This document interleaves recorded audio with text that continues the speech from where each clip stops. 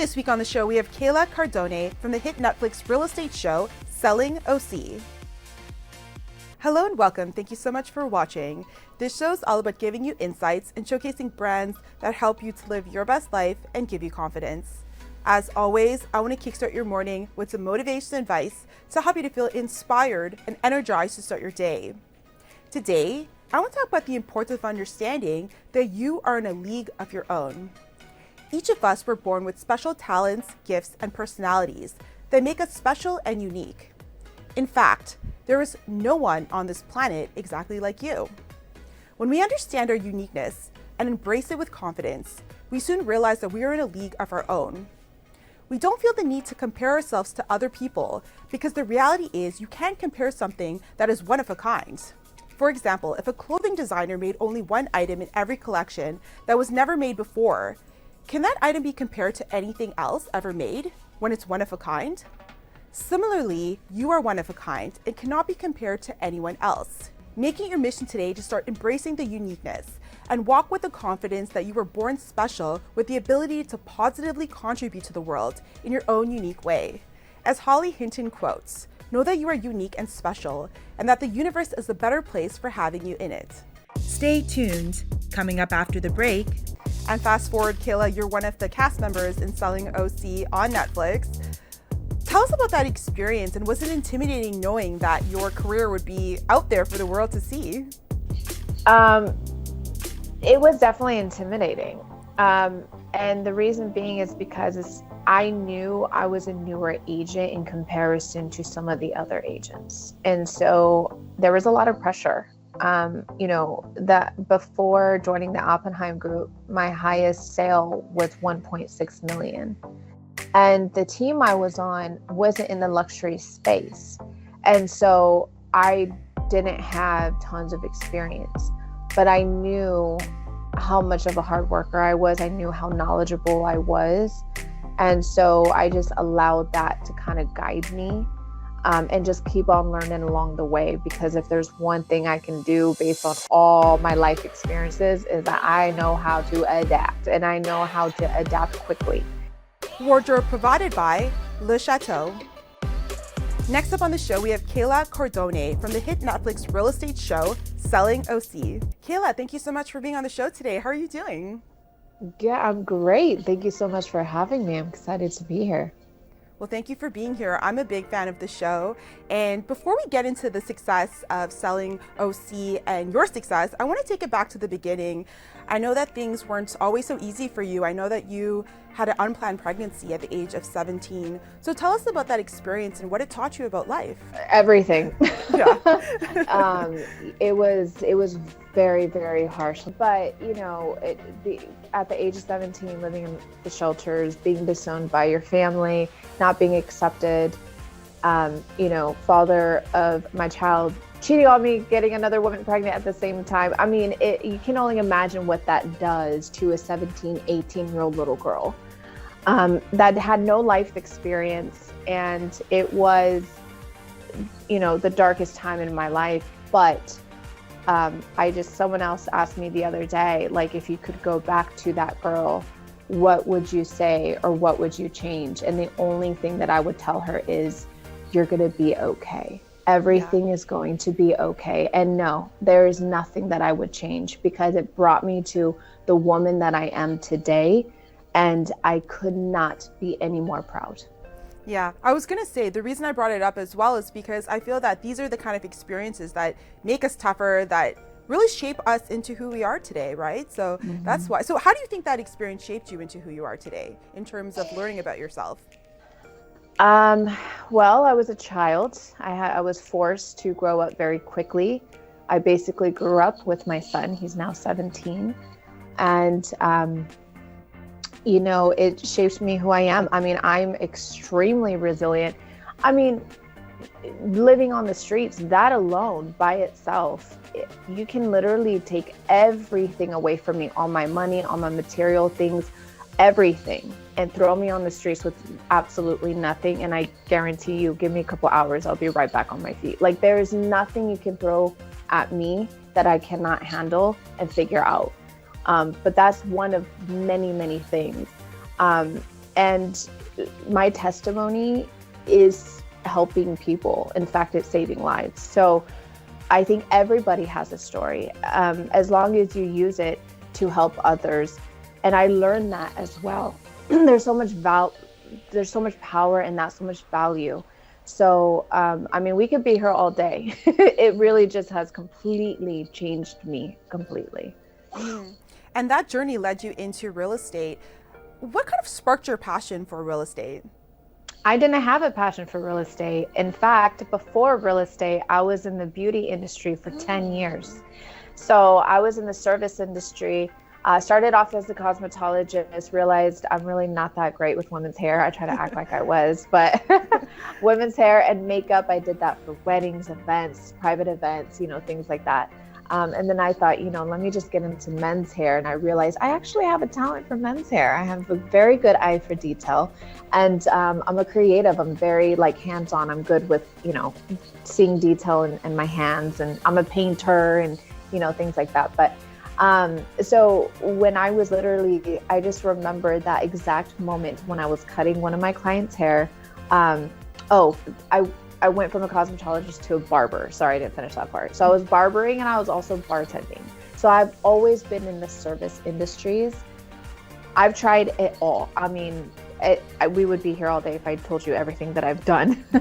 But I, tried going to college. That didn't work out. But I just remember sitting, cutting hair one day, and my hands were hurting, my back was hurting, my feet were hurting from standing all day. And I just remember thinking, this cannot be it. This cannot be it for me. And so, no joke, it was just a random, me and my girlfriend were talking, and we're like, yeah, I was actually thinking of getting my real estate license. And then my clientele would tell me, you would be really good as a realtor. And I'm like, huh? At the time, I didn't even have a laptop. I didn't even know how to use Gmail. I wrote all my schedules, everything, all my appointments in a notebook. Wow. I was really old school. I wrote everything down. So they're like, you'll be good as a realtor. I'm like, I don't know anything. I'm nobody in my family's in real estate. And so I was like, you know what, let me just get my license with my girlfriend for fun and see what happens. And so I took I went through that. I took my test and I passed the first time. Now, that's a really important detail because I cannot take tests to save my life. I have major ADD, ADHD. I can't sit and focus on pieces of paper. It was a nightmare. It was the longest, worst 3 hours of my life. But I passed. So I took it as a sign, I should probably do something with this. So while I was still cutting hair, I found a job through a friend of a friend of a friend. And started assisting a top producer. And so I made a percentage off of what he was making. Now he's a top producer, so he was making good money. And I started seeing money I've never seen before. And I'm like, hold on, I could do this. I could totally do this. I mean, I was having 12, 15-hour days. I was dragged through the mud. That's the best way to learn. For anyone that's watching, that's looking to get into real estate or just got your license, find someone to be their assistant and be hands-on, be in the field, do the open houses, you have to be hands-on, sitting in a classroom, taking notes, and that's not going to teach you anything. So I did that for almost a year. And so I slowly started getting rid of my hair clientele. About I would say, while I was assisting, I was still bartending as well. But then I got to a point where I was ready to be my own agent. And so, fast forward, I mean, there was a lot of challenges in between that time. But I finally became an agent on that same team. And 6 months in, that's when Netflix reached out. Wow. And fast forward, Kayla, you're one of the cast members in Selling OC on Netflix. Tell us about that experience, and was it intimidating knowing that your career would be out there for the world to see? It was definitely intimidating. And the reason being is because I knew I was a newer agent in comparison to some of the other agents. And so there was a lot of pressure. That before joining the Oppenheim group, my highest sale was 1.6 million. And the team I was on wasn't in the luxury space. And so I didn't have tons of experience, but I knew how much of a hard worker I was. I knew how knowledgeable I was.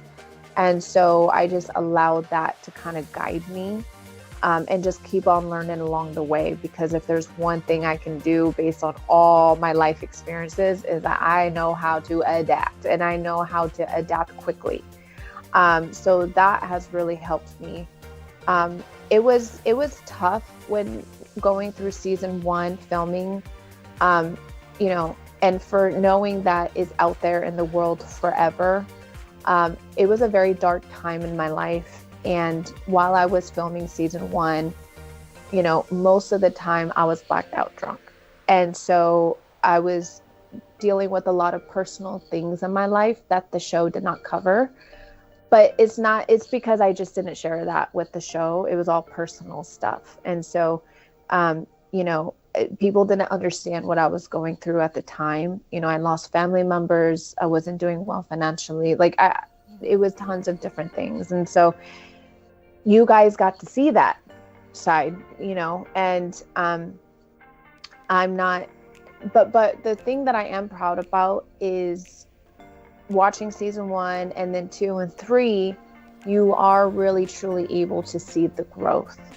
And I think that's incredibly important, because regardless of everything, there's one promise that I made to myself. And that was to be my real, true, authentic self, no matter what. And the viewers could all agree to that. They see through the bull crap, and they were able to see how real I've always been since day one. And that's something that is never going to change. Absolutely. You were definitely one of my favorite people on the show because of that. And the one thing that really stuck out about you is your resilience and determination. Whether it was in your personal life or it was people underestimating you, you always prove them wrong. So talk about that. Talk about how you use determination as your superpower. You know what? I've been told my entire life I was not good enough, strong enough, smart enough, worthy enough, deserving enough. I mean, I've been hearing that my entire life. And I think it was, obviously for me, now that I look back at it, that was all preparation for this. I don't think a lot of the cast members understand what I've been through. Yeah. I mean, I've shared my story, but not as deep as I share it now, like on my social media. Now I brought back my podcast, and I talk a lot about it, but the cast members did not know who Kayla Cardona was. Yeah. Yeah. So, I think when they saw who she was, because season 3, I can definitely say was the most accurate,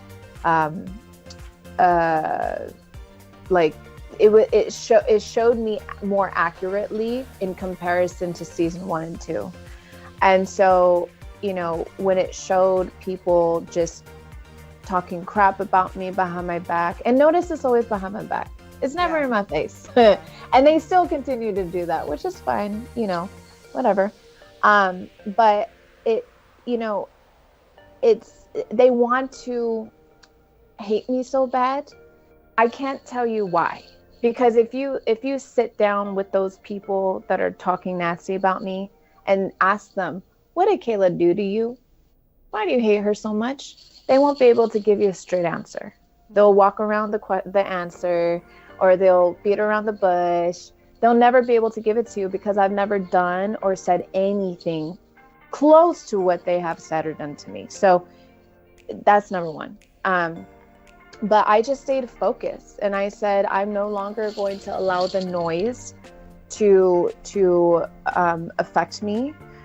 And I just stayed away from all of that, because as you guys can see, like in season 1, I really did care about being liked. Yeah. I mean, I think it was, all of us really getting to know each other. And I'm like, regardless of what I've been through, I still try to see the best in everybody. And I used to be like, oh, I hate that I'm like that. Now I'm just like, I love that I'm like that, you know? And I will never change that part about me. I do see the best in everybody. And so there was things that I saw in others that I thought was more real, and come to find out it was just acting and it was just fake. And they were a lot, some of them were being fake friends to me, and I had to accept that for what it was. And so as you guys can see in season 3, I just stopped caring. I was like, I'm just going to focus on me. And look what that did, Yeah, absolutely. We do see that transition from you being very vulnerable in the first season to later on in season 3, really just owning who you are. And I want to talk about one of your big milestones. You sold a $24.5 million house on the show. Congratulations, by the way. Talk to us about that milestone and really what it meant for you professionally and personally.